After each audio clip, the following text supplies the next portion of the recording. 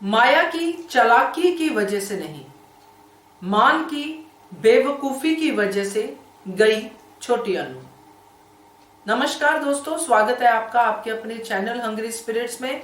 Hungry spirits देख रहे सारे दर्शकों का मैं अंजू शर्मा दिल से स्वागत करती हूँ। आखिरकार वही हुआ जो हम सब नहीं चाहते थे कि अनुपमा के बर्थडे पे अनुपमा को कोई भी ऐसा नेगेटिव तोहफा मिले जिससे कि उसका मन खराब हो, और आखिरकार वही हो गया। बर्थडे की सारी पार्टीज खत्म हो गई और लास्ट में जाके ये तोहफा मिल गया। चलिए इस पे चर्चा करते हैं, क्योंकि चर्चा करना बनता है। बहुत ही अजीब ही तरीके से ये सब हुआ है।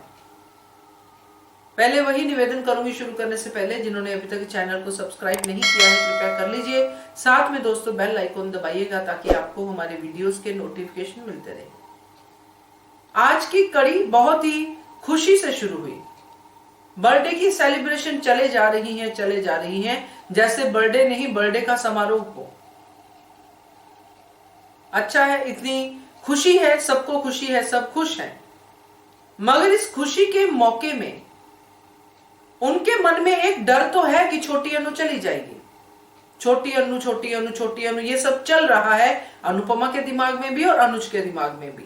इसलिए बार बार अनुपमा माया को देख के ये बात सोचती है कि माया ने अकेले ही जाना है ना, छोटी को तो नहीं लेके जाएगी। मतलब कहने का कि दिमाग में वही चल रहा है। शायद इस बात को अवॉइड करने के लिए इतनी खुशियां मनाई जा रही हैं। तो दोस्तों, जिस तरह से माया की अब जो हम देख रहे हैं हालात हैं, माया अनप्रिडिक्टेबल है। माया कुछ भी कर सकती है, ये मैंने अपनी पहली वीडियो में भी कहा है। कभी वो बहुत अच्छी दिखती है, कभी वो कैसी भी दिखती है, बहुत चालाक, बहुत शानी, क्योंकि एंट्री उसकी वही हुई थी चालाक वाली। और उसको अपने आप से इतनी सिंपैथी है कि किसी और की खुशी को वो बॉदर नहीं करती है, यहां तक कि अपनी बच्ची की खुशी को भी। तो यहां इस कड़ी में जिस तरह से हमने देखा कि वापस आ गए हैं मुंबई से, और बता रही है छोटी अनु कि कैसे वो आश्रम गए और आश्रम में कैसे उन्होंने केक काटा वगैरह वगैरह, जो भी हमने देखा छोटी अनु ने बताया। माया भी वहां पे थी और माया को ही बता रही है। और माया को इस बात से डाउट होने लगा कि मेरे प्रति सबूत तो नहीं इकट्ठा करने गए, मगर अनुपमा ने इस बात का मुंह तोड़ जवाब दे दिया माया को। माया चुपचाप खड़ी रही, सॉरी बोल के चुप हो गई। तो इसका मतलब यह है कि बार बार अनुपमा को माया को ट्रैक पे लाना पड़ता है कि हम तुम्हारे जैसे नहीं हैं, ये बताना पड़ता है। इसका मतलब यह कि ये जानते हैं कि माया क्या कर सकती है, माया कुछ भी कर सकती है। और सबसे बड़ा सवाल कि माया ने एक दिन क्यों मांगा है, और अभी माया ने डिक्लेयर किया है कि मैं सुबह की फ्लाइट से जाऊंगी, क्या मैं एक रात रह सकती हूं या फिर मैं होटल में जाऊं। तो यहां पर थोड़ी सख्ती लेनी चाहिए थी। पहली गलती तो यहीं पे है कि हमारे घर में तो तुम्हें एक ही दिन मिलना था, मिल गया। इतना कुछ माया ने उपकार तो किया नहीं है इन सब के ऊपर कि वो लोग ये सोचे कि माया को एक दिन और रख लेते हैं, एक रात और रख लेते हैं। माया की चालाकियों को वो देख चुके हैं, किस तरह वो चीजों को मोड़ देती है और इमोशनली किस तरह यूज करती है, वो सब देख चुके हैं और समझ भी रहे हैं। खास करके अनुज,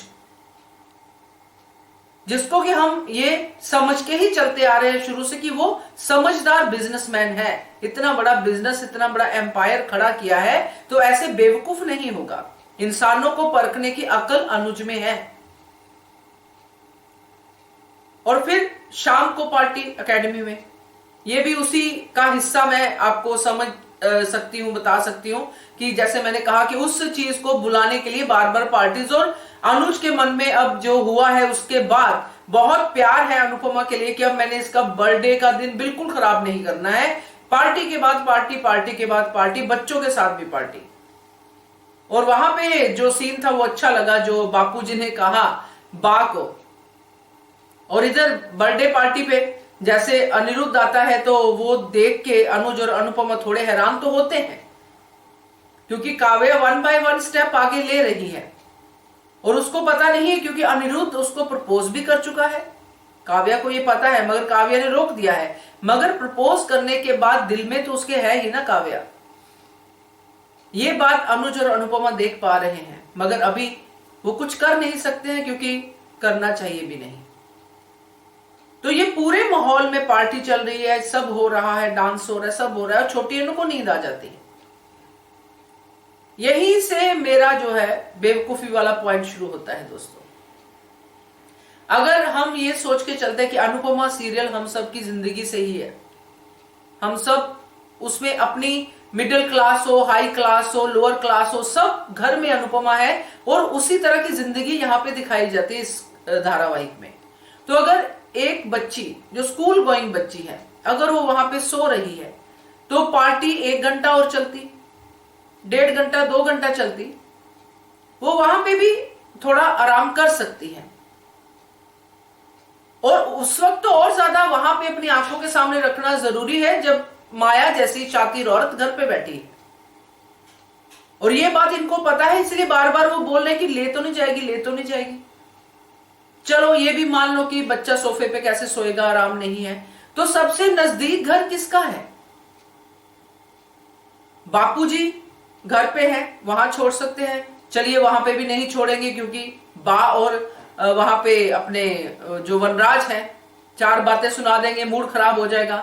तो उसी गली में अधिक और ये भी तो रहते हैं, पाखी, या उन्होंने घर शिफ्ट कर लिया है, हमें पता नहीं है, उसके घर पे छोड़ देते, या फिर अंकुश को फोन करके बुला लेते कि अंकुश उसको ले जाए, अंकुश और बरखा आ जाते।